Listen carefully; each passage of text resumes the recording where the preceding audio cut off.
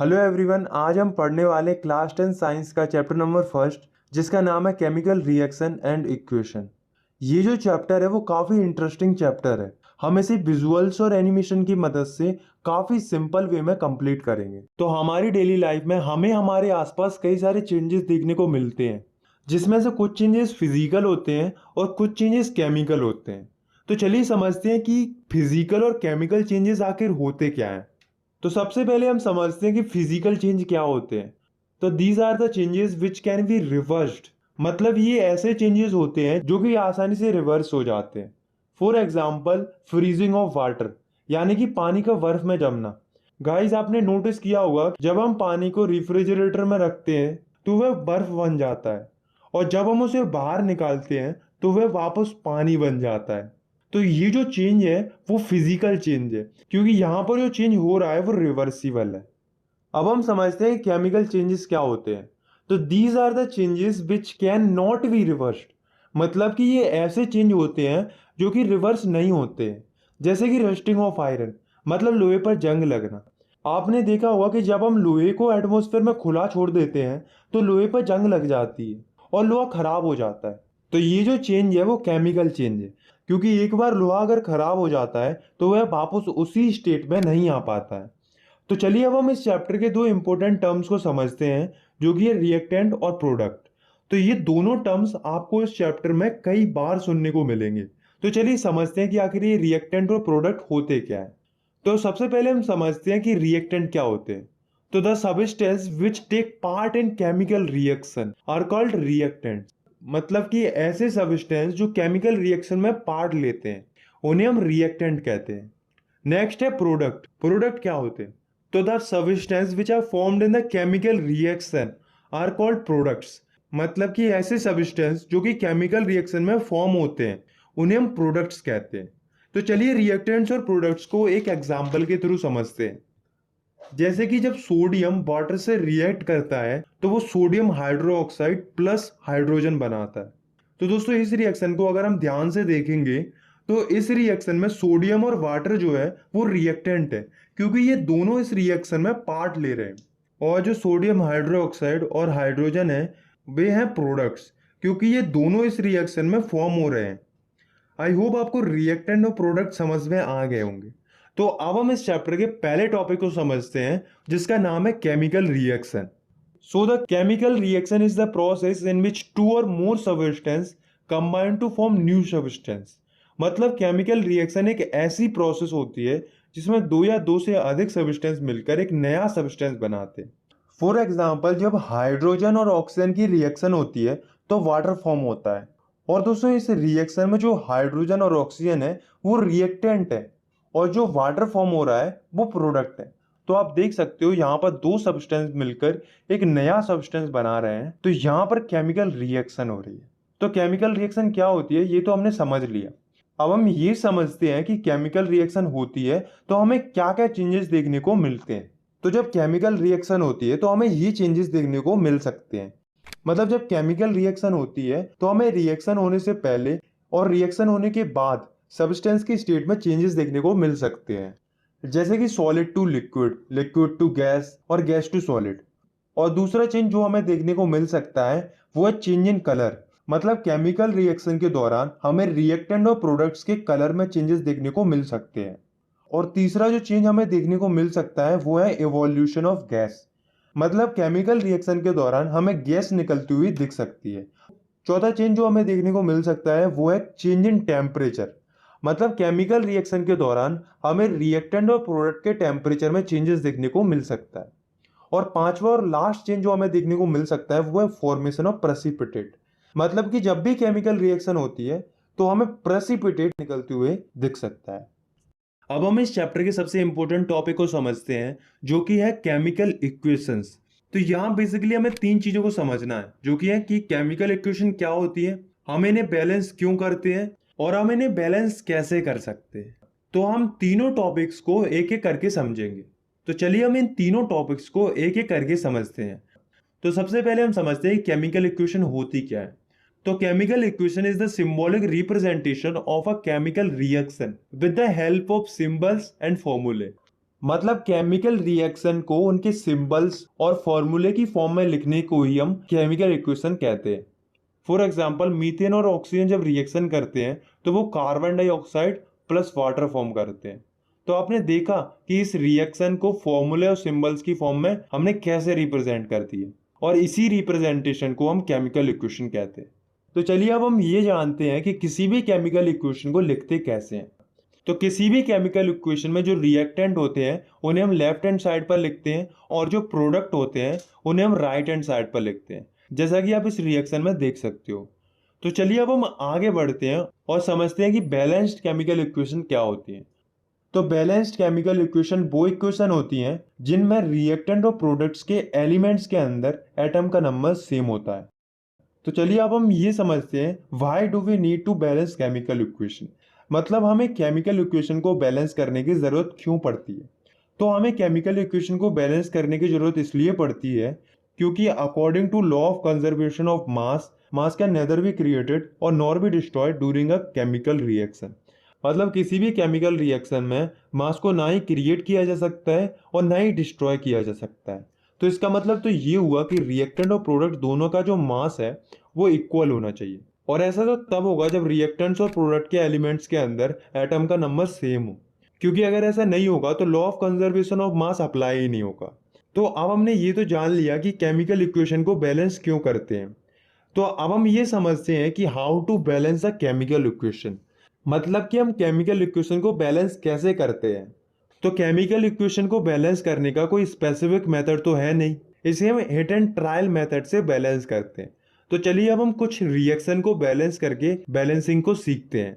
तो सबसे पहले हम एक रिएक्शन को बैलेंस करते हैं जिसमें Fe यानी कि आयरन और वाटर जो है वो मिलकर आयरन ऑक्साइड और हाइड्रोजन बना रहे हैं।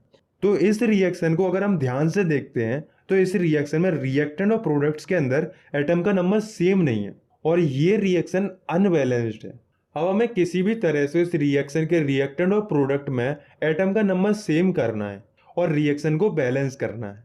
आपको ये बात याद रखना है, किसी भी केमिकल इक्वेशन में हमें जो चेंज करना होता है तो हम हर एक एलिमेंट या कंपाउंड को ब्रैकेट में बंद कर देते हैं, और जो कुछ भी मल्टीप्लाई या कोई भी चेंज करते हैं वो पूरे ब्रैकेट पर होता है, ना कि कोई पर्टिकुलर एलिमेंट पर। तो चलिए अब हम इस रिएक्शन को बैलेंस करते हैं। तो सबसे पहले हम एक टेबल बना लेते हैं जिसमें एक कॉलम में एलिमेंट का नाम और अगले कॉलम में रिएक्टेंट के एटम का नंबर और उससे अगले कॉलम में प्रोडक्ट के एटम का नंबर लिख लेते हैं। तो हम इस रिएक्शन के सभी एलिमेंट्स को एक एक करके बैलेंस कर लेते हैं। तो सबसे पहले हम देखते हैं आयरन को। तो आयरन के रिएक्टेंट में एक और प्रोडक्ट में 3 एटम है। तो अब हमें ये देखना है कि हम किस तरह से आयरन के रिएक्टेंट और प्रोडक्ट में एटम का नंबर सेम कर सकते हैं।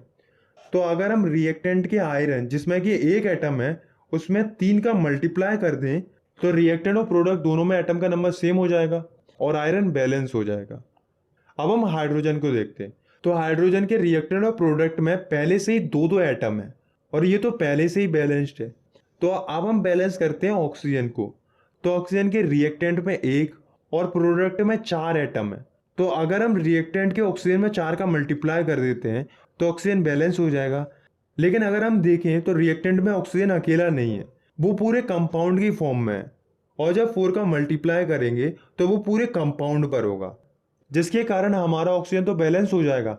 लेकिन हाइड्रोजन जो पहले से बैलेंस था वो 4 का मल्टीप्लाई करने पर अनबैलेंस हो जाएगा और हाइड्रोजन के रिएक्टेंट में 8 एटम हो जाएंगे और प्रोडक्ट में रह जाएंगे 2 एटम।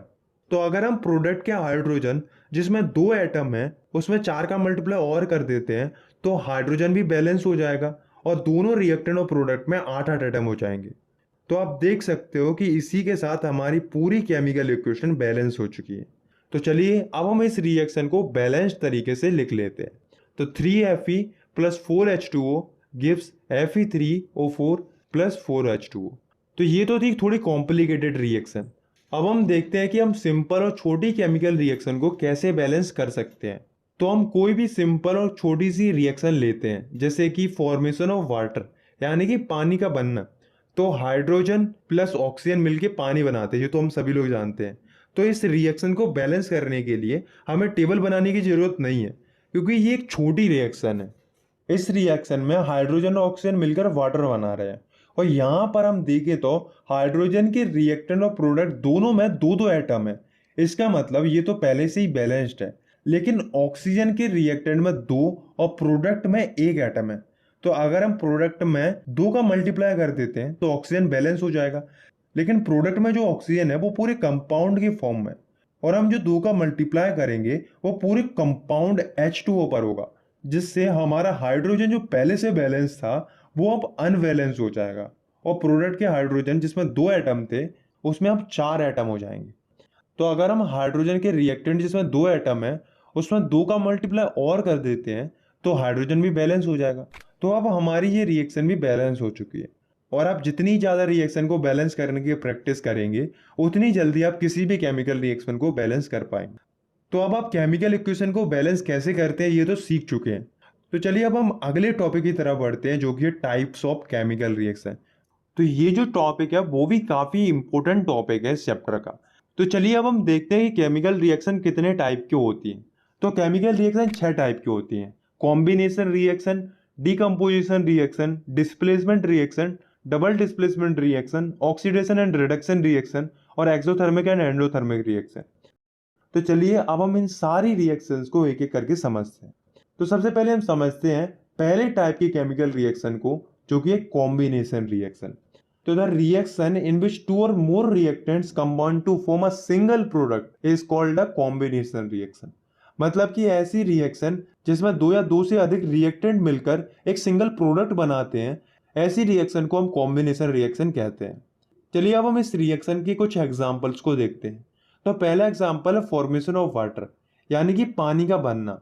जब हाइड्रोजन और ऑक्सीजन आपस में रिएक्शन करते हैं तो वाटर फॉर्म होता है। और ये जो रिएक्शन है वो कॉम्बिनेशन रिएक्शन है, क्योंकि यहाँ पर दो रिएक्टेंट मिलकर एक सिंगल प्रोडक्ट बना रहे हैं। इसी का दूसरा एग्जाम्पल है बर्निंग ऑफ कोल।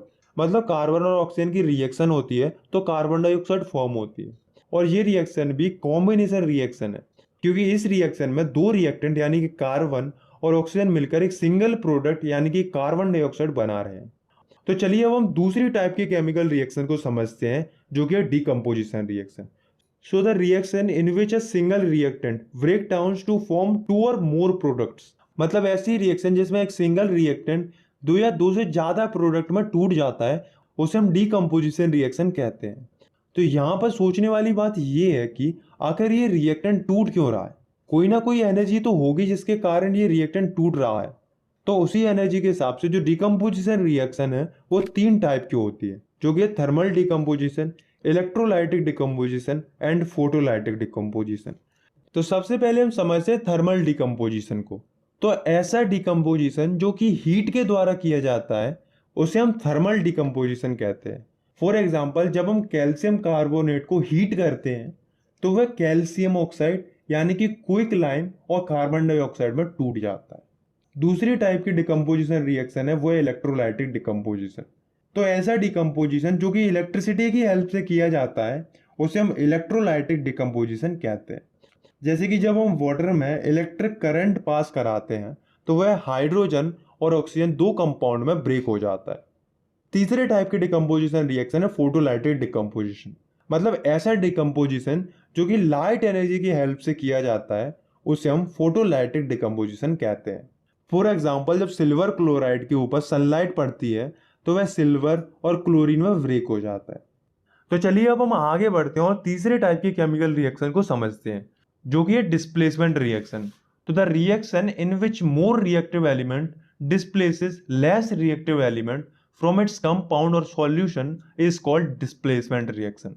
मतलब कि ऐसी रिएक्शन जिसमें ज्यादा रिएक्टिव एलिमेंट कम रिएक्टिव एलिमेंट को डिस्प्लेस कर देता है उसके कंपाउंड या सॉल्यूशन से, तो उसे हम डिस्प्लेसमेंट रिएक्शन कहते हैं। चलिए हम डिस्प्लेसमेंट रिएक्शन का एक एग्जांपल देखते हैं। तो जब जिंक और कॉपर सल्फाइड की रिएक्शन होती है तो जिंक जो होता है वो ज्यादा रिएक्टिव होने के कारण कॉपर को डिस्प्लेस कर देता है और जिंक सल्फाइड बना लेता है, और कॉपर जो है वो अलग हो जाता है। चौथे टाइप की केमिकल रिएक्शन है डबल डिस्प्लेसमेंट रिएक्शन। तो the reaction in which two different ions और group of atom in the reactant molecules are displaced by each other is called double displacement reaction। मतलब ऐसी रिएक्शन जिसमें दो अलग अलग आयंस और एटम के ग्रुप रिएक्टेंट के मॉलिक्यूल में एक दूसरे के द्वारा डिस्प्लेस किए जाएं तो ऐसी रिएक्शन को हम डबल डिस्प्लेसमेंट रिएक्शन कहते हैं। फॉर एग्जाम्पल, जब सिल्वर नाइट्रेट और सोडियम ब्रोमाइड की रिएक्शन होती है तो सोडियम जो है वो ज़्यादा रिएक्टिव होने के कारण सिल्वर की जगह ले लेता है, और जो सिल्वर जो है वो सोडियम की जगह ले लेता है, और इसके कारण जो कंपाउंड फॉर्म होते हैं वो है सिल्वर ब्रोमाइड और सोडियम नाइट्रेट। तो अब हम समझते हैं पांचवी टाइप की केमिकल रिएक्शन को, जो कि है ऑक्सीडेशन एंड रिडक्शन रिएक्शन। तो चलिए अब हम एक एक करके इन दोनों रिएक्शन को समझते हैं। तो सबसे पहले हम समझते हैं ऑक्सीडेशन रिएक्शन को। तो oxidation can be defined as the process in which oxygen is added to a substance, और the process in which hydrogen is removed from a substance, और the process in which substance loses electron. मतलब कि oxidation एक ऐसी process होती है जिसमें कि किसी भी सब्सटेंस पर ऑक्सीजन ऐड हो रहा हो, या फिर किसी भी सब्सटेंस से हाइड्रोजन रिमूव हो रहा है, या किसी भी सब्सटेंस से इलेक्ट्रॉन्स लूज हो रहे हैं। ये होती है ऑक्सीडेशन। तो चलिए अब हम ऑक्सीडेशन के कुछ एग्जांपल को देखते हैं। तो जब हम कॉपर और ऑक्सीजन को हीट करते हैं तो कॉपर ऑक्साइड फॉर्म होती है, और ये रिएक्शन ऑक्सीडेशन रिएक्शन है, क्योंकि यहाँ पर जो ऑक्सीजन है वो कॉपर में ऐड हो रहा है। और जब हाइड्रोजन सल्फाइड और ऑक्सीजन की रिएक्शन होती है तो वाटर फॉर्म होता है और सल्फर फॉर्म होता है। तो ये रिएक्शन भी ऑक्सीडेशन रिएक्शन है, क्योंकि यहाँ पर हाइड्रोजन जो है वो हाइड्रोजन सल्फाइड से रिमूव हो रहा है। और ये एक और रिएक्शन है जिसमें जिंक में से 2 इलेक्ट्रॉन लॉस हो रहे हैं, तो ये भी ऑक्सीडेशन रिएक्शन है, क्योंकि यहाँ पर इलेक्ट्रॉन लूज हो रहे हैं। तो चलिए अब हम समझते हैं कि रिडक्शन रिएक्शन क्या होती है।